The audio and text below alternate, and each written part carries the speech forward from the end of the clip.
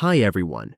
In today's tutorial, we will show you how to add clickable checkboxes in Canva. This is a great way to create interactive checklists, forms, or planners. Let's get started.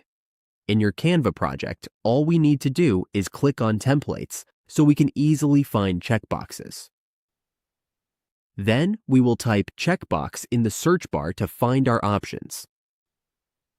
From the results, we need to pick the one that works best for us.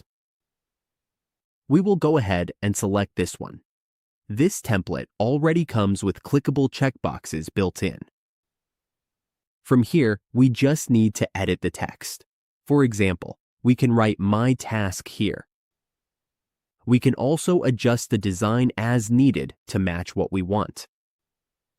When we are done, we just need to click Share and download the file so we can save it to our device. And that is how we add clickable checkboxes in Canva. It is a simple way to make our designs more interactive and useful.